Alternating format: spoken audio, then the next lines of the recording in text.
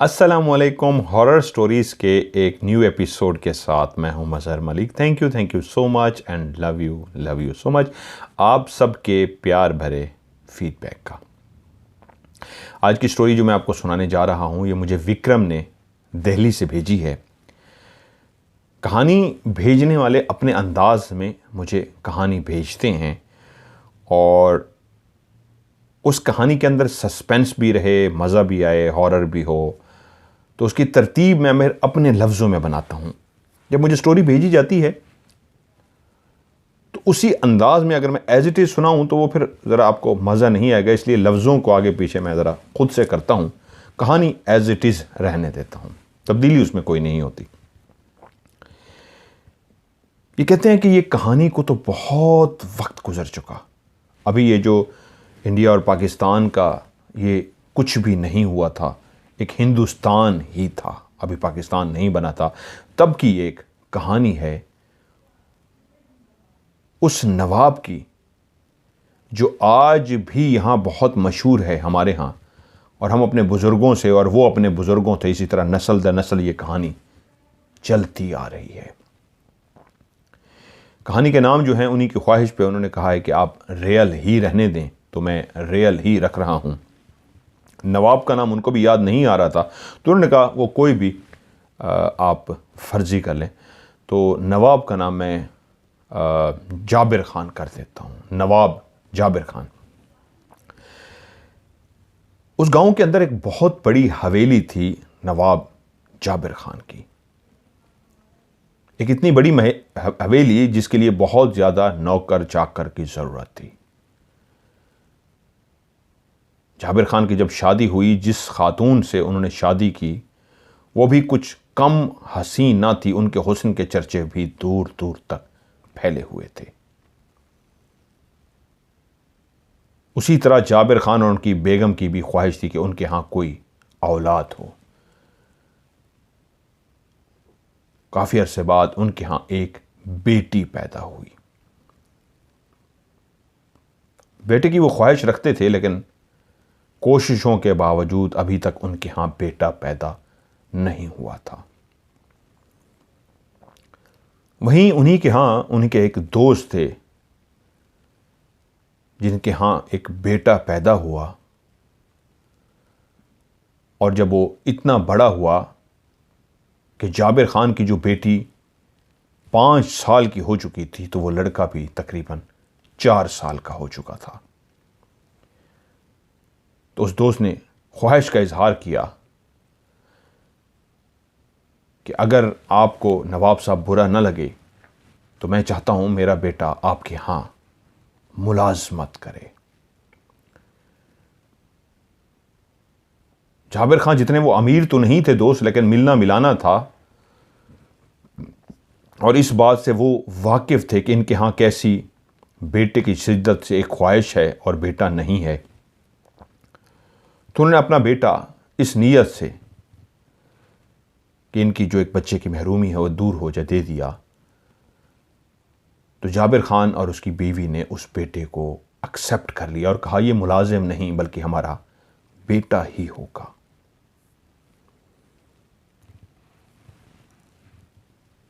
अब वो बच्चा भी उसी हवेली के अंदर बड़ा होने लगा। यकीनन सी बात है, पता तो सब हवेली के नौकरों को भी था, जाबिर ख़ान को भी, उनकी बीवी को भी, ये बेटा उनका नहीं किसी और का बच्चा है, लेकिन फिर भी उसके साथ जो मोहब्बत का सलूक रखा जाता था, उसकी जो केयर की जाती थी, उसको जो प्यार दिया जाता था, वो किसी बेटे से कम ना था। वक्त पर लगा कर उड़ जाता है, ऐसा ही हुआ। कब बच्चे जवान हुए पता ही ना चला। एक छोटा सा गांव था। हर गांव के अंदर हमेशा से आज भी सरदार, वडेरे, खान, चाहे इंडिया हो या पाकिस्तान हो, ये आज भी अपने महल बनाकर रहते हैं। फर्क ये है, उस वक्त वो एक खास तर्ज की हवेली बनाते थे, आज ये अपने मॉडर्न घर बनाते हैं, फार्म हाउस बनाते हैं। नौकर चाकर आज भी अपने बेइंतहा रखते हैं, लेकिन उस घर के अंदर वो लड़का नौकर नहीं था, वो उनके बेटों की तरह। क्योंकि नौकर, हर नौकर के ऊपर कुछ हिदायत थीं। पूरी हवेली में सब नौकर नहीं जा सकते थे। कुछ नौकर मेहमान खाने की हद तक महदूद थे। कुछ जो नौकर थे, एक ख़ास एरिया था उसके अंदर तक महदूद थे। कुछ ख़वातीन मुलाजमाएँ थीं जो ख़वातीन के लिए मखसूस थीं और वहीं तक ही महदूद थीं। लेकिन वाहिद वो बेटा था जो बेटों की तरह पला था,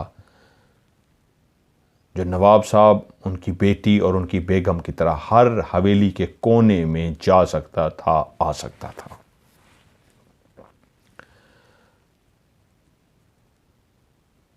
वो लड़का कब एक हवेली से बाहर गांव की एक लड़की के इश्क में गिरफ्तार हो गया, उसको पता ही ना चला। वो लड़की बहुत खूबसूरत थी। उसने जब पहली दफ़ा उस लड़की को देखा तो वो उस पर ऐसा दीवाना हो गया कि बस देखता ही रह गया और उसको अपना दिल दे बैठा। उस हवेली की हर आसाइश उसके पास थी, लेकिन वो मोहब्बत के हाथों, इश्क के हाथों ऐसा मजबूर हुआ कि बस जब उस शकुंतला को उसने देखा तो वो देखता ही रह गया और मौके की तलाश में था कि कभी मौका मिले तो वो उस शकुंतला से मिले और इजहार दिल कह सके। और ऐसा ही एक मौका मिला। राह चलते हुए उसके करीब से गुजरा तो वो जान चुकी थी कि काफ़ी अरसे से ये मेरा पीछा कर रहा है और मेरे आगे पीछे आ रहा है, कुछ कहना चाह रहा है। तो वो खुद ही रुक गई और बोली, बोलो क्या कहना चाहते हो। तो वो झींप सा गया। वो शर्मीला सा नौजवान था, उसने ज़िंदगी में कुछ ऐसा काम नहीं किया था। डर सा गया। लेकिन लड़की बहुत तेज थी। जितनी हसीन और जमील थी उतनी ही तेज तरार भी थी। उसकी आंखों में छुपी मोहब्बत को पहचान चुकी थी। और जब उसने देखा कि वो शर्मा सा गया है तो फिर से बोली, बताओ, बताते क्यों नहीं। तो सर झुकाए उसने अपना हाल दिल कह दिया कि वो उस पर जान छिड़कता है, उससे मोहब्बत कर बैठा है, वो उसके बगैर अब नहीं रह सकता। जबकि लड़की ये जानती थी कि ये शादी नहीं हो सकती। बेशक वो नवाब का बेटा नहीं है, लेकिन हवेली में पला बड़ा है और हवेली की कायदे कानून और होते हैं। वो लड़की जानती थी कि उसकी शादी इस लड़के से कभी भी नवाब साहब नहीं करने देंगे, क्योंकि नवाब साहब इसको अपने बेटे की तरह प्यार करते हैं। लड़की एक ही लम्हे में समझ गई उसके हाल दिल को कि उसके बाद उसने अगला कदम क्या करना है। क्योंकि वो जब से उसके पीछे पड़ा था, आगे पीछे हो रहा था, तब से वो देख रही थी और समझ भी रही थी। तभी फैसला कर चुकी थी और इंतज़ार में थी कि किसी दिन ये मुझसे हाल दिल कहे और मैं उसको आगे से बताऊं। जैसे उसने उसको हाल दिल कहा, वो रुक सी गई, कुछ लम्हे सोचती रही और उसके बाद कहा, अगर मैं आपसे कहूं कि हां, मैं भी आपसे प्यार करती हूं, आप भी मुझे उसी तरह अच्छे लगते हैं, तो आपको कैसा लगेगा। तो एकदम वो जो सर झुकाए खड़ा था, उसने अपना सर उठाया, उसका चेहरा खिलखिला उठा और खुशी से उसके चेहरे के तासुरात ही बता रहे थे कि इससे ज़्यादा उसके लिए खुशी की बात कोई नहीं हो सकती। वो कुछ बोलने ही वाला था कि उसने उसको उंगली के इशारे से खामोश किया और बोली, मेरी बात मुकम्मल सुन लीजिए। शकुंतला बोली, प्यार तो आप भी करते हैं, प्यार तो मैं भी करती हूं, लेकिन मसला कुछ और है। आप आसमां हैं और मैं ज़मीं, आप एक नवाबजादे और मैं एक गरीब की बेटी। मुझे पता है उन कायदे और कानून जो उस हवेली के लागू होते हैं, हम उनको तोड़ नहीं सकते। हमारी शादी नहीं हो सकेगी। अगर हम शादी का सोचें भी तो फिर हमें बहुत बड़ी कुर्बानी देनी पड़ेगी। तो मैं आज इसी लम्हे आपसे कहूँगी, वापस मुड़ जाइए। अगर आप मुझसे इश्क करते हैं और आप मुझसे प्यार करते हैं तो मैं भी आपसे इश्क करती हूँ, मैं भी आपसे प्यार करती हूँ और करती रहूँगी। बस आप अपने रास्ते चले जाइए और मैं अपने रास्ते।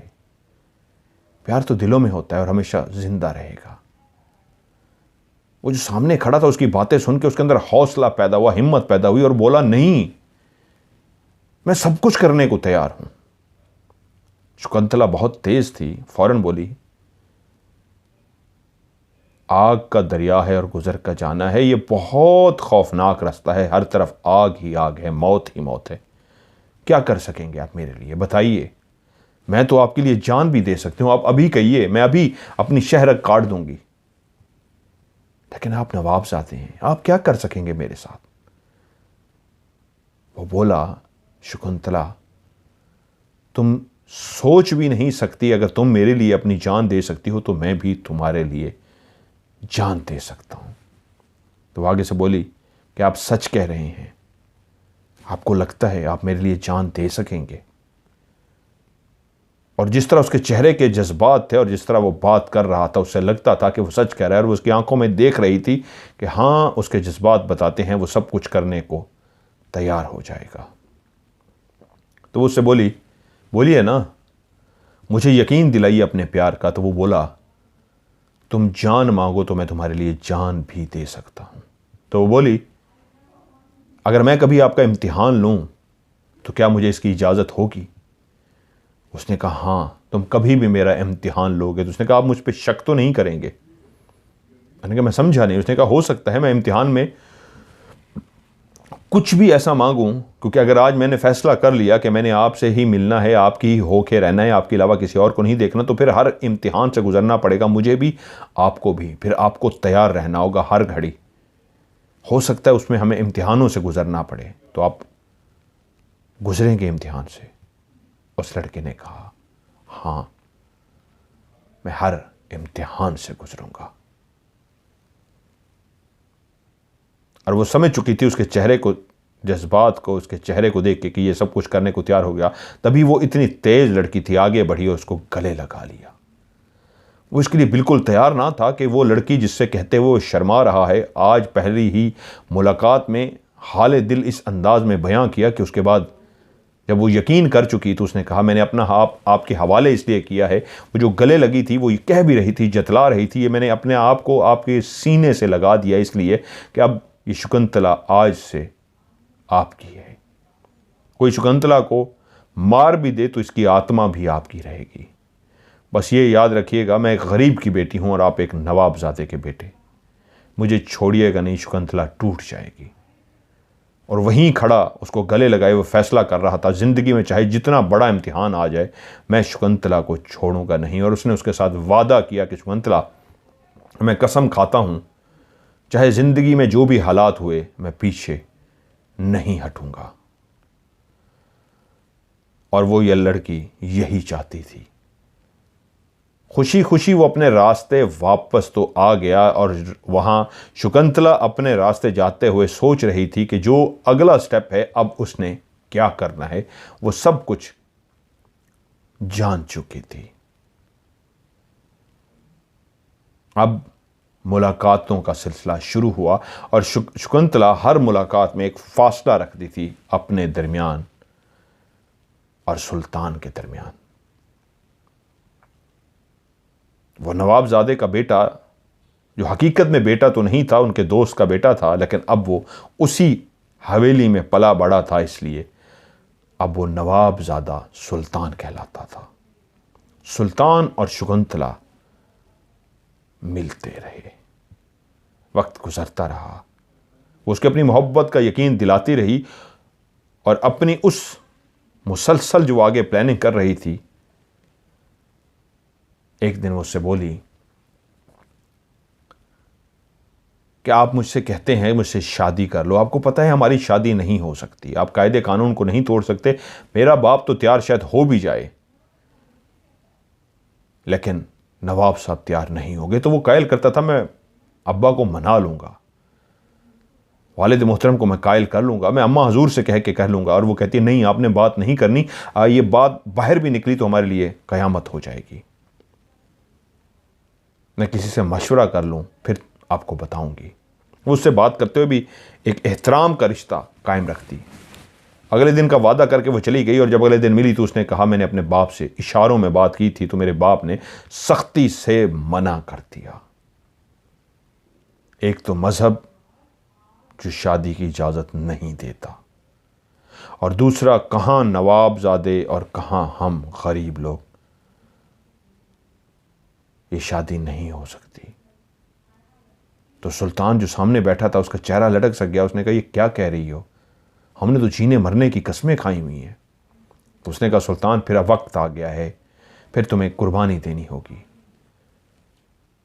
वो बोली, क्या? वो बोला, क्या? उसने कहा, फिर हम भाग चलते हैं, इस जगह पे शादी करके हम नहीं रह सकते, ये गांव वाले हमें नहीं रहने देंगे। इसका एक ही हल है, तुम उस घर के बेटे हो और मेरे सर पे हाथ रख के कसम खाओगे कि मेरी किसी बात को गलत मत सोचोगे। उसने कहा, हाँ हाँ बोलो, मैं गलत नहीं समझूंगा। उस लड़की ने फौरन उसका हाथ पकड़ा और उसके सर पे रख लिया और कहा, बोलो, मैं कसम खाता हूं। और उसने उससे कसम खिलवाई कि वो गलत नहीं समझेगा। उसने कहा, ठीक है, अब बताओ क्या बात है। उसने कहा, तुम्हें यह करना होगा, तुम जानते हो तुम्हारे वालिद साहब ने जेवरात कहां पे रखे हुए हैं, तुम्हें वो सिर्फ जेवरात उठाने हैं और जितना भी कैश तुम्हारे हाथ लगेगा वो उठाना है। उस कैश को उठा के हम छुपा देंगे, कुछ अरसा तक बात दब जाएगी, कहानी ख़त्म हो जाएगी, जितनी भी तफ्तीश होनी होगी, जो भी पता करना होगा सारा हो जाएगा। जब पता नहीं लग सकेगा, कुछ भी नहीं होगा, तो उसके बाद आप वालिद साहब से इजाज़त लोगे कि दोस्त है, उनसे मिलने के लिए मैंने कहीं जाना है, या कोई भी इस तरह का बहाना मारोगे कि कुछ दिनों के लिए आप बाहर जा रहे हो। वो बात चोरी वाली कब की ख़त्म हो चुकी होगी। जिस जगह पे हमने वो ख़जाना छुपाया होगा, हम उसको वहाँ से निकालेंगे और फिर हम दोनों इस गांव को छोड़ देंगे और फिर एक नया जहां बसाएंगे, एक नई दुनिया बसाएंगे और वहीं रहेंगे। वो कुछ देर के लिए सुल्तान सोच में पड़ गया कि ये कैसी बड़ी फरमाइश थी कि वो अपने वालिद की हवेली में चोरी करेगा। लेकिन वो चरकी लड़की इतनी चालाक और मकार थी जो पहले से ही तैयार थी और उसे फौरन बोल पड़ी, मुझे लगा था ना, मुझे पता था आप सोच में पड़ जाएंगे, मेरे ऊपर शक करेंगे। वो एकदम से बोला, नहीं नहीं शकुंतला, मैं तुम पे शक नहीं कर रहा। शकुंतला बोली, मैंने देखा है ना आप जिस तरह सोच में चले गए, आप शक ही तो कर रहे हो। उन्होंने कहा, नहीं नहीं मैं शक नहीं कर रहा, मैं सोच रहा था ये मैं कैसे करूंगा और ये कैसे होगा। उसने कहा, इसलिए कि मैं आप पे जान छिड़कती हूं, मैं आपसे बहुत प्यार करती हूं, मैं आपकी मोहब्बत में दीवानी हो चुकी हूं, आपके अलावा रह ही नहीं सकती। शकुंतला कल भी आज आपकी थी, आज भी आपकी है और मरते दम तक आपकी रहेगी। लेकिन आप नवाबजादे हैं, मैं तो यहां से बगैर कुछ लिए भी आपके साथ भागने को तैयार हूं, लेकिन मुश्किल हो जाएगा, आपके लिए मुश्किल होगा। मैं नहीं चाहती कि मेरे मोहब्बत में, मेरे प्यार में आप वहां जाएं तो एक गुर्बत की ज़िंदगी गुजारें। मुझे पता है आप सोच रहे हैं कि हम अगर भाग जाएं तो हम खाली हाथ भी जा सकते हैं, आप वहां पे मजदूरी कर लेंगे, आप वहां पे कोई काम कर लेंगे और रह लेंगे। लेकिन मैं अपने महबूब को ऐसे धक्के खाते हुए, मजदूरी करते हुए, कोई छोटे मोटे काम करते हुए नहीं देख सकती। मेरी ख्वाहिश है, आप नवाबजादे हैं, जैसी आपने ज़िंदगी गुजारी है तो उस दौलत से आप वहाँ पे वैसी ही ज़िंदगी गुजारें, आपको हर खुशी मिले। मैं तो आपकी खादमा होंगी, मैं तो आपकी खिदमत करूँगी। और ऐसी बातें करके उसको अपनी मोहब्बत का यकीन दिलाती रही और सुल्तान को मज़ीद यकीन हो गया कि वो उससे सच्चा प्यार करती है और अभी भी उसके बारे में सोच रही है। तो उससे बोला, बताओ करना क्या होगा। उसने कहा, क्या सुल्तान, आपको पता है ना, आप तो हर चीज़ जानते हैं, हवेली के चप्पे चप्पे से वाकिफ़ हैं, कहाँ पे वो सारा सामान है, जहाँ पे कैश भी है, जेवरात हैं, वो रखे हैं, वहाँ से आपको वो उठाना है। और उसके बाद वो जो फलां जगह पे पुराना कब्रिस्तान है, उस कब्रिस्तान में आपने कब्र खोद कर, जो सबसे पुरानी कब्र होगी, कब्र खोद कर वो सारी चीज़ें उसके अंदर रख देनी है। वो गठरी सी बना के उसको अच्छी तरीके के, वो ख़राब ना हो, उसको बंद करके कब्र को ऊपर से बंद कर देना है। और उसके बाद हवेली में इस तरह मौजूद रहना है कि आपको किसी चीज़ का पता ही नहीं है। जब हवेली में सबको पता लग जाएगा और उसके बाद बात शुरू होगी तो आप बिल्कुल नॉर्मल रहेंगे। और जब कुछ दिनों तक कहानी ख़त्म हो जाएगी, बात ख़त्म हो जाएगी, तो उसके बाद फिर हम अगला काम करेंगे। दोनों ने बैठ के उसके ऊपर बातें की। मज़ीद जो मंसूबा साबदी थी वो चाहता नहीं था, लेकिन मोहब्बत में ऐसा दीवाना सा हो रहा था। वो लड़की उसको जैसा कहते जाती थी, ऐसा लगता था उस लड़की ने अपना जादू उस पर ऐसा कर दिया था। और वो पहली मोहब्बत जिसमें पहली ही दिन उसने उसको गले लगा लिया था, वो ऐसे सरूर में आ गया था वो लड़का कि अब तक सरूर में था। वो एक बहुत शरीफ और नफ्स लड़का था। और उसी रात जब उसने उसको मंसूबा बताया था कि इसलिए वो डामाडोल ना हो, फिर उसको उस लड़की शकुंतला ने गले लगाया और उसका सर अपनी गोद में लेके बैठी रही, उसके बालों से खेलती रही, इस अंदाज में उसके ऊपर मोहब्बत जतलाती रही, ऐसे उसके ऊपर झुक सी गई कि उसको ऐसे सरशार सा कर दिया कि वो तरसा रहे और उसकी मोहब्बत में सब कुछ करने को तैयार हो जाए। और ऐसा ही हुआ। सुल्तान उस रात जो भी उसके ऊपर अपनी मोहब्बत निछावर करती, ऐसा दीवाना हुआ कि अपने दिमाग को इस्तेमाल किए बगैर मंसूबे पे अमल करने को तैयार हो गया।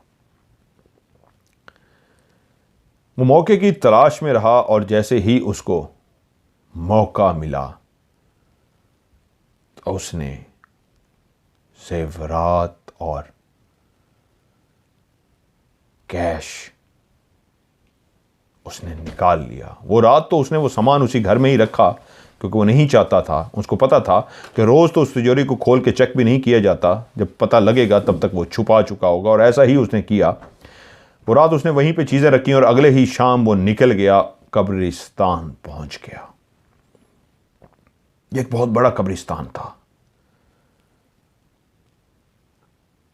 चारों तरफ दरख्त तो थे, लेकिन बीच में कोई भी दरख्त नहीं थे, सिर्फ झाड़ियां लगी हुई थी। ऐसे ही चलते चलते कब्रों का इंतखाब करते करते तकरीबन तमाम ही कब्रें पुरानी बनी हुई थी कि एक कब्र के पास पहुंचा जो बहुत ही पुरानी थी। उसने झाड़ियों से अंदाज़ा लगाया कि यह सबसे पुरानी कब्र है। उसने कब्र को खोदा। अब कब्र को खोदना और उसके अंदर ये सामान दफनाना इतना मजाक नहीं था। उसने इससे पहले ये काम कभी नहीं किया था। उसने सामान तो आसानी से इसलिए चुरा लिया था कि वो बेटा था और उसको सब कुछ पता था, इसलिए किसी को उस पर शक भी नहीं हुआ था और सामान वहाँ से उठा के और हवेली से बाहर भी लेके आ गया था। लेकिन अब कब्र खोद के उसके अंदर दफनाना बहुत मुश्किल था, लेकिन फिर भी उसने जैसे कैसे कदाल के साथ कब्र खोदना शुरू की। वो कब्र की मिट्टी हटा चुका और वो खोदते खोदते वहां तक पहुंच गया जहां किसी वक्त किसी मुर्दे को दफनाया गया था, कफन पहनाकर लिटाया गया था। अब तो उसका कफन भी खत्म हो चुका था, उसकी सिर्फ हड्डियां रह गई थीं। और उसकी निगाह जब उस मुर्दे पे पड़ी तो वो डर सा गया। एक इंसानी हड्डियां, एक मुर्दे की हड्डियां उसके सामने थी। और उस औरत ने उसको कह के भेजा था, जहां कहीं दिल घबराए, जहां कहीं डर लगे, जहां कहीं कोई बात समझ ना आए, मुझे याद कर लेना, आंखें बंद कर लेना और मैं तुम्हें चूमती हुई, तुम्हारा माथा चूमती हुई तुम्हें नजर आऊंगी। मेरा प्यार तुम्हारे साथ होगा। उस कब्र में भी डरते हुए उसका दिल कई दफा चाहा कि ये मैं क्या कर रहा हूं। अपने ही बाप की तिजोरी से मैं सामान चोरी करके ले आया हूं और कब्र में दफनाने लगा हूं और सामने मुर्दा पड़ा है, उसकी हड्डियां पड़ी हैं।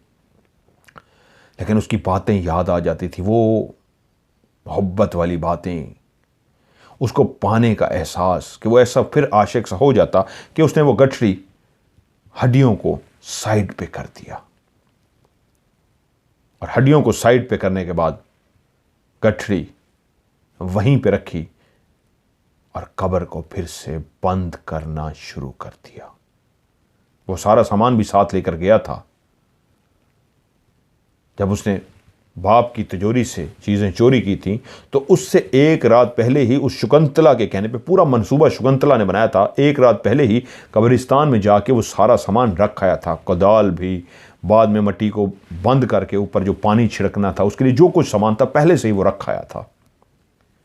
तभी उसने उसी तरह उसको बंद करके अच्छी तरीके से कब्र को बना के वापस चल पड़ा।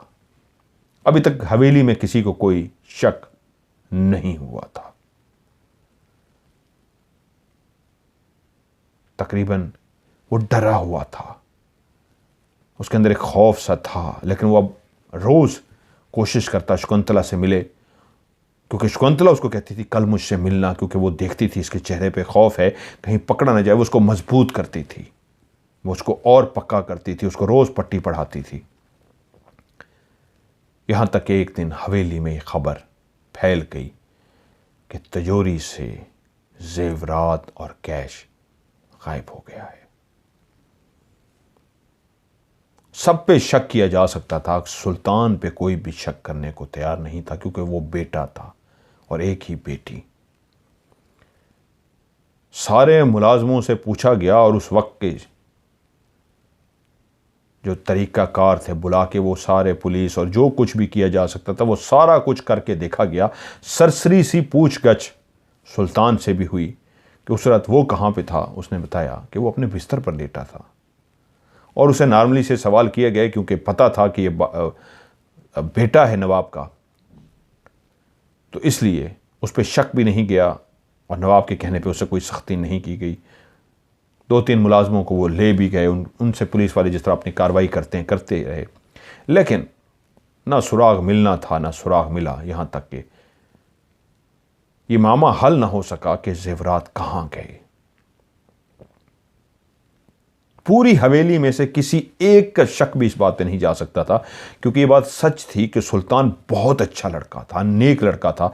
ये तो मोहब्बत और इश्क के हाथों ऐसा मजबूर हुआ था कि ऐसा कर गुजरा था, वरना वो ऐसा था नहीं, और कोई सोच भी नहीं सकता था कि सुल्तान ऐसा हो सकता है। सुल्तान शकुंतला के ही कहने पे अब घर से कम निकलता था ताकि कोई उस पर शक ना करे। अब वो ज़्यादातर हवेली में रहता था ताकि जब तक बात ख़त्म नहीं हो जाती, जब तक ये चोरी वाला मामला दब नहीं जाता, वो इधर उधर ना जाए, और वो शकुंतला से मिले भी ना ताकि किसी को शक ना गुजरे। और ऐसा ही हुआ। वो पूरा 1.5 महीना हवेली में ही रहा। किसी बहुत ज़्यादा काम की सूरत में उसको मजबूरी में निकलना पड़ता तो वो जाता और फिर वापस आ जाता। 1.5 महीने बाद उसको वाले साहब ने हुक्म दिया, बेटा हमारे एक फलां दोस्त हैं, उनको मदद की ज़रूरत है, वहाँ कुछ काम ऐसा है जो तुम ही सिर्फ कर सकते हो और कोई नहीं कर सकता। तो मेरी ख्वाहिश यही है, हम इस मामले को देख लेंगे। ये तो अभी तक लगे हुए हैं, अभी तक उसका मामला हल नहीं हुआ, लेकिन तुम्हें जाना होगा, और जब तक हम तुम्हें वापस ना बुलाएं तुम वहीं रहोगे। हमेशा की तरह उसने सर झुका के कहा, जी अब्बा हुजूर, क्योंकि वो बाप के आगे ऐसे ही ताज़ीम में बोलता था, जो हुक्म मिलता था वो कहता था जी। अब उसको हुक्म मिल चुका था किसी और जगह जाने का, किसी और शहर में जाके रहने का और उनकी हेल्प करने का, और परेशान था कि ये कैसा फ़ैसला है। अगले दिन फौरी तौर पे वो शकुंतला से मिला और उसको कहा, अब्बा हुजूर ने ऐसा मुझे फ़ौरन हुक्म दे दिया है, इसलिए फौरी तौर पे तैयार हो जाओ, हम निकलें यहाँ से। वो इसके लिए अभी तैयार नहीं थी। वो फ़ौरन बोली, नहीं अभी हम नहीं निकल सकते। इस तरह तो फ़ौरन अगर तुम वहाँ जाने के बजाय गायब हो गए तो सारा, अभी क्योंकि ये नया नया ताज़ा मामला है, अभी इस मामले को 1.5 महीना हुआ है, चोरी वाले मामले को, अभी हम नहीं भाग सकते। मैंने तुमसे पहले भी कहा था ना, हमें कुछ अरसा तक सब्र करना होगा जब तक बात भूल नहीं जाती। तो इसलिए अभी तुम खामोश हो के जो बाप तुम्हारे ने कहा है तुम जाओ और वहाँ पे रहो। शकुंतला तुम्हारी है, तुम्हारी रहेगी, और तुम्हें कौन सा डर है, किस चीज़ का डर है तुम्हें? सामान तुमने दफनाया है, तुम्हें पता है। जाओ, और जब तुम वापस आओगे तो मामला उस वक्त तक काफ़ी हद तक ख़त्म हो चुका होगा। फिर हम अगले मंसूबे पे अमल करेंगे और यहाँ से भाग चलेंगे। वापस गया, उसका सामान वगैरह पैक किया गया और यूं उसको दूसरे शहर, गांव से दूसरे शहर रवाना कर दिया गया। बताया तो उसको ये कहा गया था कि उसको वहाँ पे 1 से 1.5 महीना रहना है, फिर वापस आ जाना है। लेकिन वहाँ जाके उसको पता लगा कि वहाँ पे काम 1-1.5 महीने का नहीं, उसको 2-3 महीने लग जाएंगे। लेकिन काम फिर इस तरह लंबा हो गया कि वहाँ पे उसको रहते रहते 6 महीने हो गए। वालिद के साथ चिट्ठी के ज़रिए उसका राब्ता रहा और वालिद साहब ने उसको कहा था जब तक मैं बुलाऊं नहीं तुमने उनकी मदद करनी है और जब काम हो जाएगा फिर वापस आना है। और वो काम ख़त्म करते करते 6 महीने हो गए। वो वहाँ बेचैन था शदीद किस्म के। अपनी मोहब्बत शकुंतला के कहने पे आ तो गया था 1-1.5 महीने के लिए, लेकिन नहीं जानता था 6 महीने उसको लग जाएंगे। और जब वो 6 महीने बाद वापस आया तो वो पागल सा हो रहा था अपनी शकुंतला से मिलने के लिए। और जब वापस आया तो हवेली में वो मामला, वो जेवरात वाला, वो सब कुछ बहुत पीछे चला गया था, सब कुछ भूल भुला गया था। और एक दिन हवेली में रहा, सबसे मिला और अगले दिन वो शकुंतला से मिलने के लिए पहुंच गया। शकुंतला बहुत उदास थी, उसके बगैर बहुत उदास हो गई थी। जब उससे मिली बहुत खुश हो गई कि मैं तो डर गई थी कि शायद तुम अब वापस ही नहीं आओगे। मुझे तो कुछ भी नहीं चाहिए, मुझे तो मेरा प्यार चाहिए। और दोनों ने बैठ के खूब बातें की, खूब मोहब्बत भरी बातें की। वो बार बार उसका माथा चूमती थी, बार बार उसको गले लगाती थी, अपनी मोहब्बत का इजहार करती थी। और वो खुश था कि ऐसी हसीन और जमील लड़की, माना वो एक गरीब घर से, लेकिन ऐसी खूबसूरत लड़की जिससे वो प्यार करता है। अब शकुंतला उससे बोली, हाँ कुछ महीनों के बाद वो कब्र जिसके अंदर तुमने वो सामान छुपाया है वहां से निकालना होगा, और तुम निकाल के उसको कहीं ऐसी जगह पे रख दो कि अगले दिन हम जब निकलें तो वहां से उठाएं और हम दोनों चल पड़े। वक्त गुजरा और वो दिन आ पहुंचा जब शकुंतला की और उसकी तैयारी थी कि आज कल तुम कब्र खोद के वो सामान निकाल के किसी ऐसी जगह पे झाड़ी झूड़ू के अंदर रख देना कि अगले दिन हम उठाएं और निकल जाएं। नेक्स्ट डे वो कब्रिस्तान पहुंचा उस सामान को उठाने के लिए कि अब अपना वो सामान निकाल ले और उसको किसी ऐसी जगह पे रख दे कि अगले दिन वो यहां से भाग चुके। वो रात सो नहीं सका। वो चोरी, वो जेवरात, वो कैश, सब कुछ भूल चुके थे। हवेली के अंदर किसी को याद नहीं था, किसी ने उससे दोबारा उससे डिस्कस भी नहीं की और वो खुद भी डिस्कस नहीं करना चाह रहा था। लेकिन फिर भी सोच रहा था, मैं कैसा बेटा हूं जिस बाप ने मुझे हर खुशी दी, माँ ने हर खुशी दी, हर चीज़ मेरे ऊपर निछावर कर दी, और आज उनको मैं धोखा दे के भाग रहा हूं। ये मैंने क्या किया है? ऐसा बहुत कुछ सोचता रहा, यहां तक कि सोचते सोचते उसके दिल ने कहा, तुम्हारे पास अब भी सुल्तान एक मौका है, तुम ये सब कुछ ठीक कर सकते हो। और इस सब को ठीक करने का एक ही तरीका है, वो जेवरात वहां से निकालो और वापस हवेली में किसी जगह पे रख दो, ऐसे लगे जैसे कोई फेंक गया है, छुपे हुए थे, दबे हुए थे, कहीं निकल आए। शक तो उस पर किसी ने करना नहीं था, लेकिन फिर एकदम उसको एहसास हुआ लेकिन वो अपनी मोहब्बत को खो देगा, शकुंतला से तो नहीं मिल सकेगा। ये सोच के फिर उसके अंदर एक खौफ सा आ जाता। अगली सुबह वो कब्रिस्तान तो ना जा सका, शकुंतला से मिलने पहुंच गया। शकुंतला हैरान हुई, आज तो तुम्हें वहां जाना था, तुम मुझसे मिलने क्यों आ गए? उसने कहा, शकुंतला मेरा दिल डर सा गया है, मैं क्या करने लगा हूँ। एक ऐसा बाप, एक ऐसी माँ जिन्होंने मुझे पाला, मैंने अपनी मोहब्बत के लिए उनको धोखा दिया और अब उनको सारी ज़िंदगी के लिए छोड़ के जा रहा हूँ। मेरी बहन मुझसे कितना प्यार करती है, मेरे माँ बाप मुझसे कितना प्यार करते हैं। मेरे माँ बाप नहीं हैं लेकिन हैं तो मेरे माँ बाप। उन्होंने जितना मुझे प्यार दिया है और जितना मेरे ऊपर दौलत, इज्जत, प्यार निछावर किया है, ये मैं कैसा बेटा हूँ। शकुंतला समझ गई कि ये डामाडोल हो रहा है और वो फिर से तैयार थी। उसने फिर से उसका दिमाग बना दिया, एक वो जो अच्छा लड़का था, दिल का अच्छा, फिर से उसने उसका दिमाग इस तरह बनाया कि फिर वो मोहब्बत के हाथों ऐसा मजबूर हुआ। उसने फिर उसको एक औरत होने का फ़ायदा उठाते हुए ऐसे मोहब्बत निछावर की, कुछ इस तरह से उससे प्यार किया कि वो फिर से मोहब्बत में ऐसा डूबा कि अगली रात फिर कब्रिस्तान वो पहुंच गया। और जब उसने कब्र को खोदना शुरू किया, उस रात के अंधेरे में तो कब्र खोलते खोलते, और जैसे ही जब उस मकाम पे वो पहुंचने लगा जहां पे वो हड्डियां और वो गठड़ी सामने आती, तो तभी उसने देखा कि जैसे उसने मट्टी हटाई तो उसके कानों में एक आवाज़ सी आई, श्श्श। एक सांप, मोटा ताजा सा काला स्याह सांप उस गठरी के पास बैठा हुआ था। वो अभी खड़ा सोच ही रहा था, जो एक कदम पीछे हट गया था डर के मारे कि ये सांप कहां से आया। उसकी गठरी वहां पे मौजूद थी, लेकिन एक सांप था जो मुसलसल आगे होता और ऐसे डसने की कोशिश करता। उसने सोचा ये क्या है, और तभी उसके दिमाग में आया कि मैं इस सांप को मार दूं। मेरे हाथ में जो बेलचा है, इससे इस सांप को मैं मारूं जो जमीन से कहीं निकल आया, और मैं अपनी गठरी उठाऊं। उसने जैसे ही बेलचा ऊपर उठाया सांप को मारने के लिए, और जोर से नीचे मारने ही वाला था कि उसकी आंखों ने देखा सांप उसकी आंखों के सामने गायब हो गया।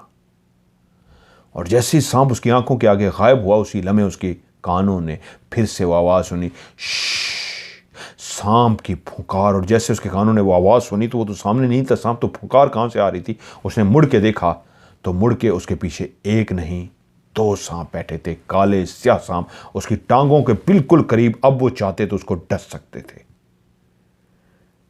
जैसे उसने पीछे मुड़ के देखा, 2 काले स्याह सांप उसकी टांगों के पीछे बैठे। उसने उसी लम्हे जोर से छलांग मारी और दूर जा गिरा।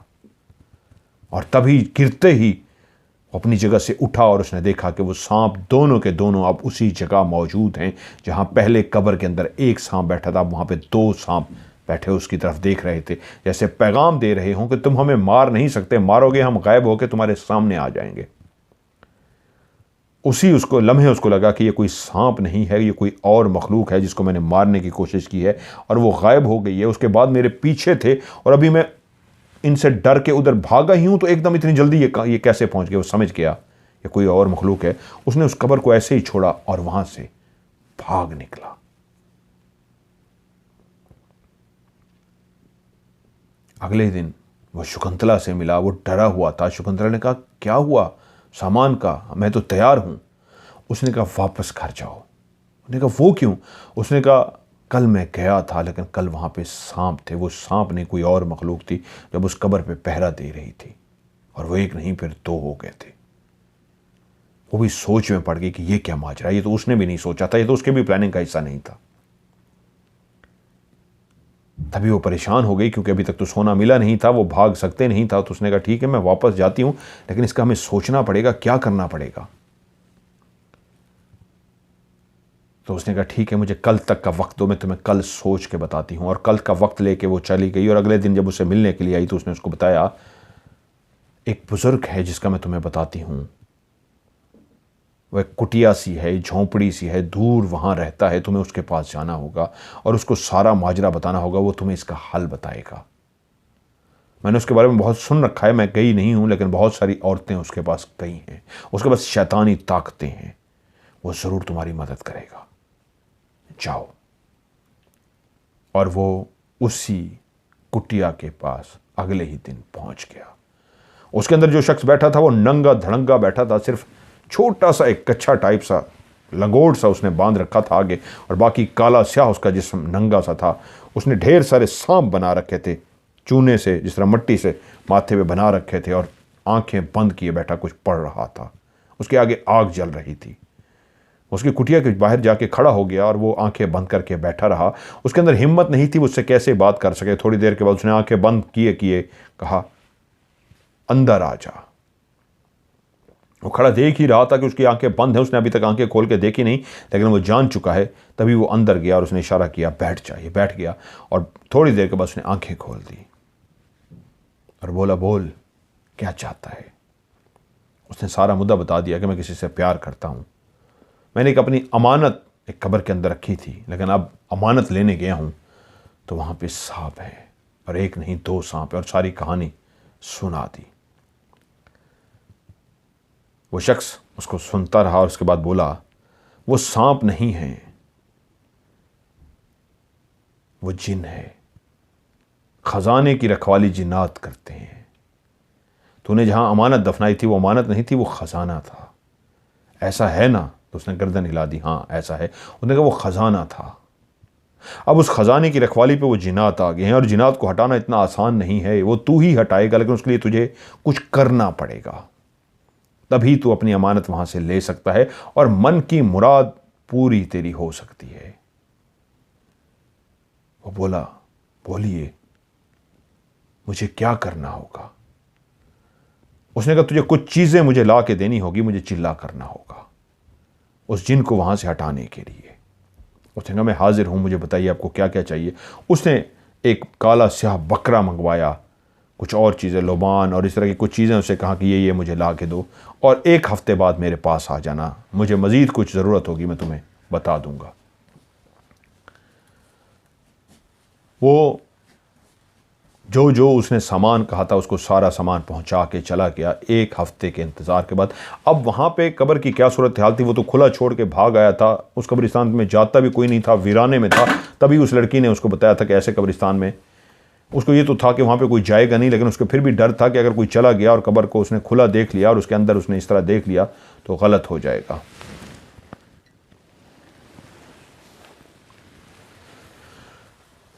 और 1 हफ्ता वो इंतज़ार करता रहा कि वक्त गुजरे और वो उस बाबा के पास जाए, उस आमिल के पास जाए और उससे पूछे कि अब क्या करना है। 1 हफ्ते बाद वो उसके पास दोबारा पहुंचा और तब उसने कहा, तुम्हें अब एक और काम करना होगा। मैंने अपने अमल से पता लगा लिया है, वो बहुत ताकतवर जिन है, एक कबीले का सरदार है। इतना कमज़ोर आम सा जिन नहीं है, वो बहुत ताकतवर है। और एक नहीं, वो 2 हैं। वो किसी मकसद से वहां बैठे हैं, उनको हटाना बड़ा मुश्किल है। उसके लिए तुम्हें एक काम करना होगा, एक ऐसी लड़की जिसको आज तक किसी ने छुआ भी ना हो, उसको मेरे पास लेके आना होगा। वो एकदम से चौंक गया कि मैं समझा नहीं इस बात का। उसने कहा, हाँ, तुम्हें ऐसी ही लड़की को मेरे पास लेके आना होगा जिसको किसी ने छुआ ना हो, या फिर अपनी मोहब्बत को मेरे पास लेके आओ। उसने कहा, मैं अब भी समझा नहीं हूं, उलझ सा गया कि आप कहना क्या चाह रहे हैं। उसने कहा, मुझे एक औरत ज़ात चाहिए जिसको सामने बिठा के मैंने अमल करना है, या तो कोई ऐसी लड़की जिसको किसी ने आज तक हाथ ना लगाया हो, या तुम्हारी महबूबा जिसका इस पूरे मामले से ताल्लुक है। उसने कहा, मैं अभी तो आपको इसका जवाब नहीं दे सकता, कल मैं आपको बताऊंगा। उसने कहा, जितनी जल्दी हो सको ये करना है। वो गया, अपनी महबूबा से उस बात का इजहार किया कि मैं लड़की उसको कहाँ से ला के दूँ, मैंने तो कभी इस तरह का सोचा नहीं, ना आज तक कुछ ऐसा काम किया है, उसकी ये मैं फरमाइश पूरी कैसे करूँ। और दूसरा वो कह रहा है, नहीं तो अपनी महबूबा को लेके आओ। तो वो आगे से बोली, हाँ कोई बात नहीं, आपकी खातिर मैं ये कुर्बानी देने को तैयार हूँ, मैं चली जाऊँगी। हमें ज़िंदगी गुजारनी है, आपकी खातिर मैंने कहा था ना, मैं जान भी दे सकती हूँ, मैं सब कुछ करने को तैयार हूँ। और फिर ऐसा ही हुआ, शकुंतला को लेके वो उसके पास पहुंचा। उसने शकुंतला को सामने बिठाया और साइड पे कहा सुल्तान को कि तुम भी बैठ जाओ। सुल्तान साइड पे बैठ गया। उसने दोबारा से आंखें बंद की और उसके बाद कुछ पढ़ता रहा। तकरीबन 1.5 से 2 घंटे वो मुसलसल कुछ पढ़ता रहा, आंखें बंद करके पढ़ता रहा। क्या पढ़ता रहा, यहां तक कि शकुंतला का जिस्म कांपना शुरू हो गया। कांपते कांपते कांपते उसको बाकायदा झटके लगने शुरू हो गया और वो परेशान हो गया सुल्तान कि ये क्या हो रहा है। लेकिन उसने बताया था उस बाबा ने कि तुमने बीच में बोलना नहीं, चुप करके बैठे रहना है। वो चुप करके बैठा रहा और शकुंतला का जिस्म झटके लेते लेते शकुंतला गिरी और बेहोश हो गई। लेकिन बाबा पढ़ता रहा, वो आमिल पढ़ता रहा और 2 घंटे बाद जब उसने आंखें खोली तो शकुंतला बेहोश पड़ी थी। उसने इशारा किया सुल्तान से, इसको उठाओ। उसने उठाया, उसको पानी चानी के छींटे मारे, होश में लाया। वो बहुत डरी सहमी हुई थी। बाबा ने उससे पूछा, हाँ क्या देखा तुमने? तो वो बोली, वो बहुत ताकतवर है, उसको मारना, वहां से हटाना बहुत मुश्किल है। उसका एक ही तरीका है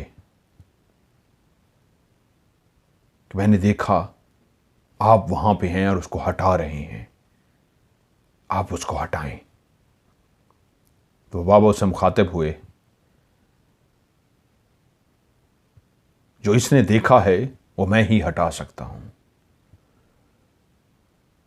मेरा इल्म यह कहता है कि अब इस लड़की को कल फिर लेके आना और इसको छोड़ के चले जाना।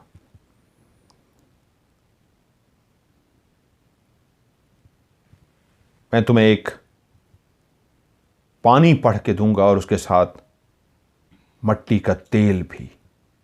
तुम उस जगह पे जाओगे, पहले उस पानी को छिड़कोगे और उसके बाद उस मट्टी के तेल को इधर इर्द गिर्द फेंक के आग लगा दोगे और बाहर खड़े रहोगे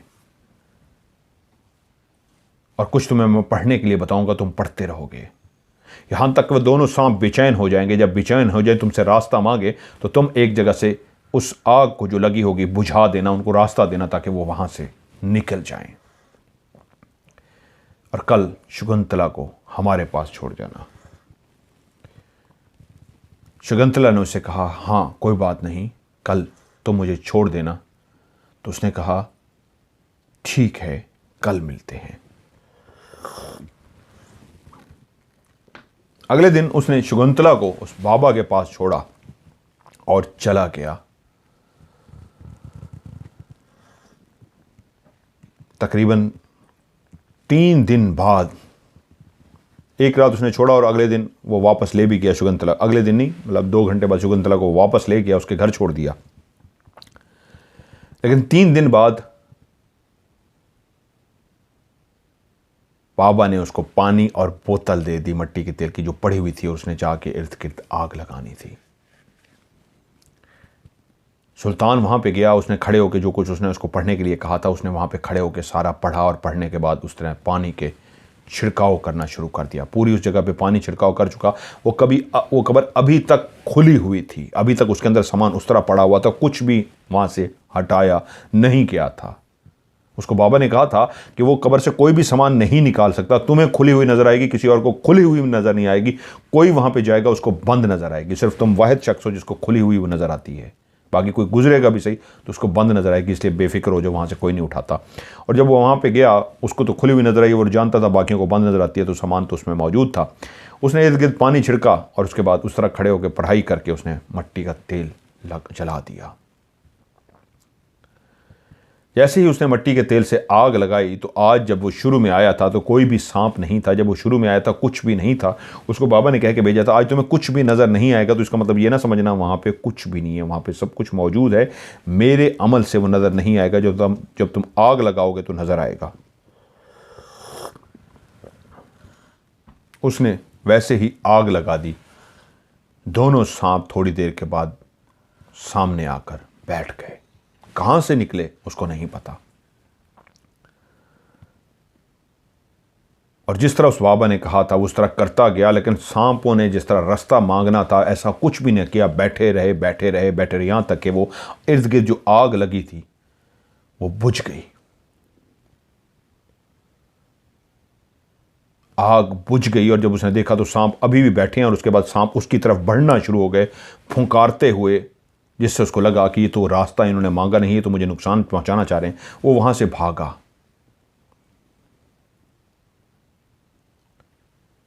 और अगले दिन शकुंतला से मिला, क्योंकि आज फिर उन्होंने बाबा के पास जाना था, शकुंतला को लेके ही जाना था। तो जब वो शकुंतला को उसने रास्ते में बताया कि वो कुछ भी नहीं हो सका, वैसे ही आग लगी, सब कुछ हुआ, लेकिन एंड नहीं हो सका। मुझे लगता है बाबा ने जो भी अमल किया है हम इसको हासिल नहीं कर सकेंगे। तभी शकुंतला के चेहरे पे अजीब सा रंग आया। उसने देखा आज वो उलझी उलझी सी अजीब सी है। तो उसने बोला, क्या हुआ है? तो उसे छुपा रही थी, लेकिन उसको जैसे शक सा पड़ गया। उसने उसका सर हाथ पकड़ा, अपने सर पे रखा और उसको कसम दी कि अगर तुम्हें मुझसे थोड़ा सा भी प्यार है, सच बताओ क्या हुआ है। उसने उसे बताया कि वो अपनी इज्जत उस आमिल के हाथों कमा चुकी है। तुम्हें पाने के लिए, अपनी मोहब्बत को पाने के लिए मैं किसी भी हद पे जाने को तैयार हो गई थी। और जब दूसरी दफ़ा उसने कहा था छोड़ के जाओ, तो उसने मेरे साथ वो सब कुछ कर गुजरा जो उसने कहा कि असल में अमल है, इस अमल की वजह से तुम कर गुजरोगे और अमल की वजह से तुम उसको अपना सारा उठा सकोगे। ये अमल का हिस्सा है, लेकिन उस अमल के हिस्से का ऐसा बनना हुआ, मैं ऐसा उस अमल का हिस्सा बनी कि मैं अपनी इज्जत से हाथ धो बैठी। लेकिन जब सुल्तान ने कहा तो उसके दिमाग में ऐसा जनून सा सवार हो गया, ऐसा जनून सा सवार हो गया कि वो बाकी रास्ता तो खामोश रहा, लेकिन जब बाबा की कुटिया तक पहुंचा तो उस वक्त तक वो पागल हो चुका था। और जैसे ही वो अंदर पहुंचा और उसने बाबा को सामने देखा तो उससे कुछ भी बर्दाश्त ना हुआ। ऐसा जनूनी हुआ कि उसने वहां पे पड़ी हुई छुरी उठाई जिससे वो दायरा कड़ा अपना लगाता था, और उस छुरी को पकड़ के उस बाबे के कई वार करके उसको मार दिया। और ये सारा कुछ उसने इतनी जज्बात में, इतने तेजी में किया था कि उसने छुरी पकड़ी और मारता गया, मारता गया, मारता गया कि बाबा लहूलुहान हो गया। उसको पता ही नहीं कि कितने उसने वार कर दिए। और वो छुरी लेके ऐसे कांप रहा था, शकुंतला को लगा जैसे वो अब उसकी तरफ वार करने लगा है, क्योंकि वो खड़ी जब देख रही थी, वो चीखो पुकार कर रही थी, उसको रोक रही थी, लेकिन उस पर जुनून तारी हो चुका था। और जब वो शकुंतला की तरफ मुड़ा तो उस वक्त उसकी नीयत उसको मारने की नहीं थी, वो तो उस पर जुनून सवार था, लेकिन वो समझी शायद मुझे मारने लगा है। तो वो बोली, मुझे मत मारो, मुझे मत मारो, मैं सब बता देती हूँ। तो वो चौंक सा गया, जो जुनूनी हुआ था, पागल सा हुआ था, मुड़ा अपनी मोहब्बत की तरफ और कहा, बोलो, बताओ। तो उसके दिल में जो था वो उसने उसको बता दिया कि हाँ, मेरे दिल में लालच आ गया था, हाँ मेरे दिल में लालच आ गया था, मैं तुम्हारे साथ ऐसे भी जिंदगी गुजार सकती थी, लेकिन मेरे दिल में लालच आ गया था।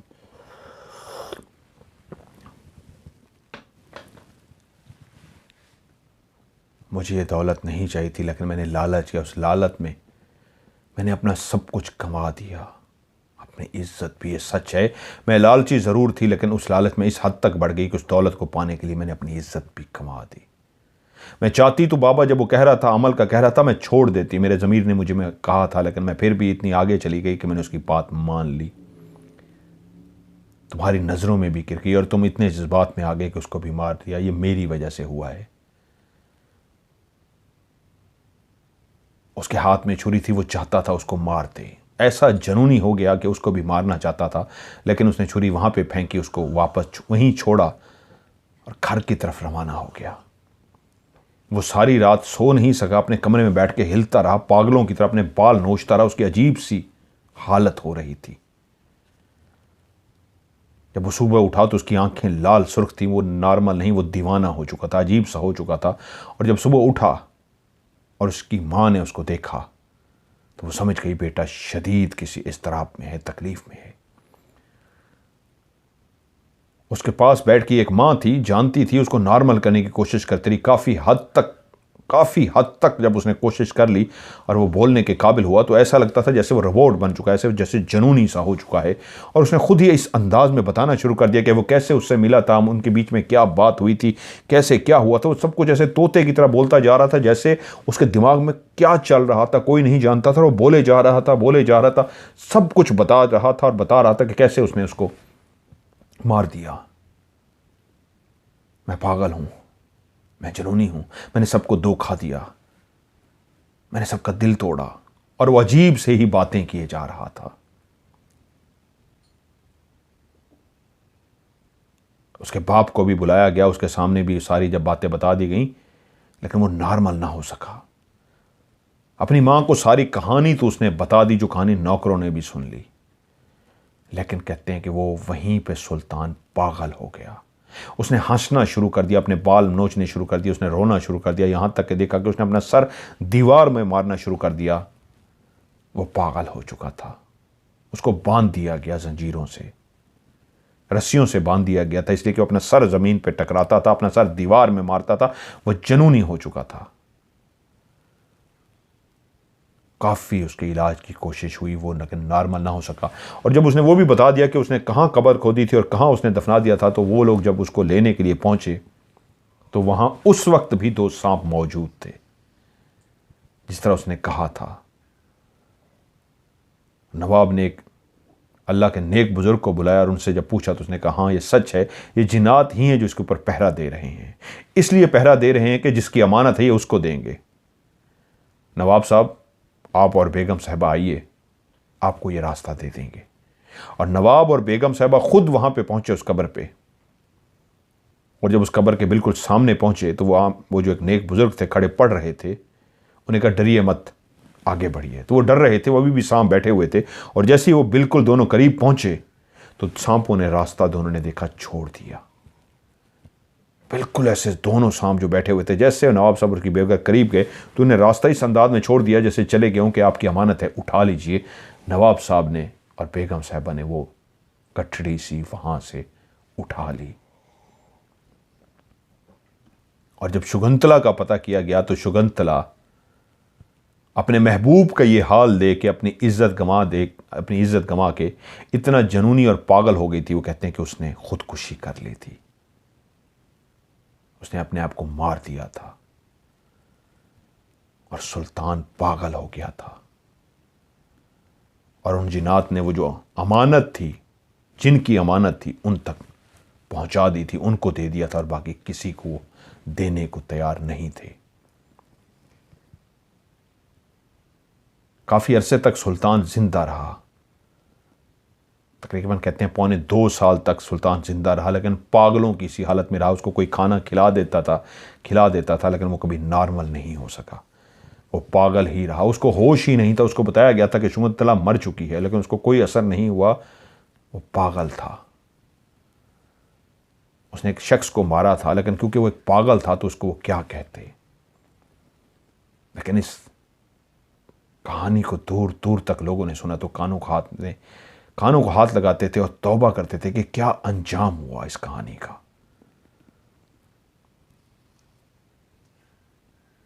और 2.25 साल बाद सुल्तान अल्लाह को प्यारा हो गया। लेकिन ये कहानी रुकी नहीं, नस्ल दर नस्ल सुनाई जाती रही। उस इलाके की मशहूर कहानी जो दो प्यार करने वालों की कहानी थी, लेकिन उनका अंजाम इतना बुरा हुआ। और जब उसने वो ज्वेलरी, वो सोना, वो कैश उस कब्र के अंदर छुपाया था तो शायद वो जिन्नात जो वहां पे पहरा देने के लिए आके बैठे थे जानते थे ये किसकी अमानत है। वो अंजाम को भी शायद जानते थे, जिसकी वजह से बैठ गए थे कि ये अंजाम होगा और हम जिनकी अमानत है उनको वापस करेंगे। और जिसकी अमानत थी उन्हीं को ही उन्होंने वापस किया। नवाब और उसकी बीवी काफी अरसे तक दुखी रहे। वो खुद एक दूसरे से सवाल करते थे किसका कसूर था यहां पे, कौन मुजरिम था, किससे गुनाह हुआ था, किससे गलत हुआ था। किसी के पास उसका कोई जवाब नहीं था सिवाय एक दुख के सुल्तान भी मर गया, पागल हो गया, शकुंतला ने भी खुद को ख़त्म कर दिया और वो आमिल भी सुल्तान के हाथों मारा गया। कहते हैं उस इलाके में आज भी लोगों को वो किस्सा, वो कहानी जो कहानी है वो याद है। नवाब के बेटे सुल्तान की कहानी, उसका असली नाम सुल्तान था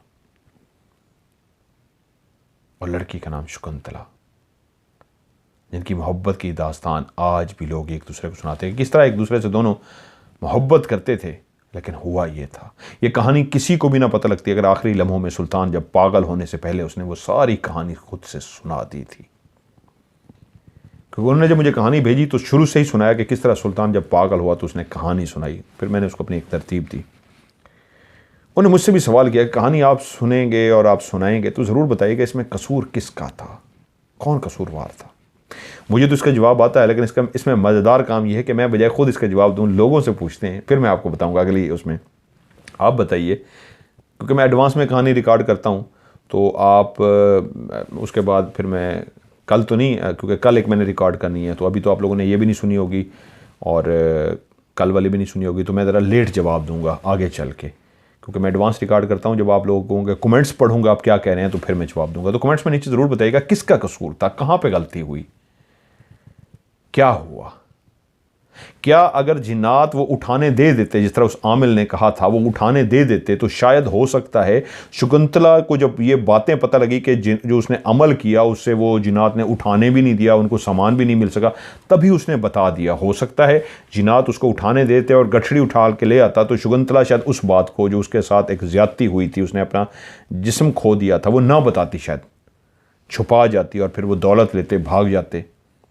तो क्या शकुंतला ने बता के गलत किया या क्या जिन्नात चाहते थे ये बात खुले उन्होंने ही नहीं उठाने दिया, या वो जो आमिल करने वाला आमिल था, क्या उससे कोई गलती हुई?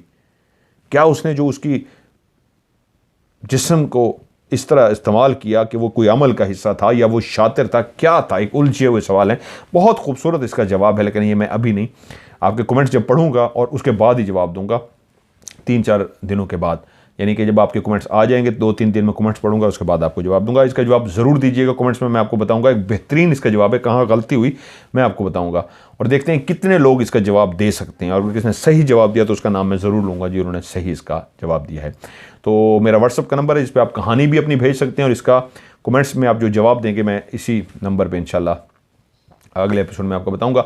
आप लोग अपनी मुझे कहानियां भेजना चाहते हैं, मेरा व्हाट्सअप का नंबर नोट कर लीजिए, +9292 पाकिस्तान का कोड है, नंबर है 313665550। मैं रिपीट करता हूं, +9234366550, यानी कि +9231366550। इस पर कहानी आप लिख के भी भेज सकते हैं, वॉइस मैसेज रिकॉर्ड करके भी भेज सकते हैं, दोनों सूरतों में लिख के भेजेंगे या वॉइस मैसेज रिकॉर्ड करके भेजेंगे।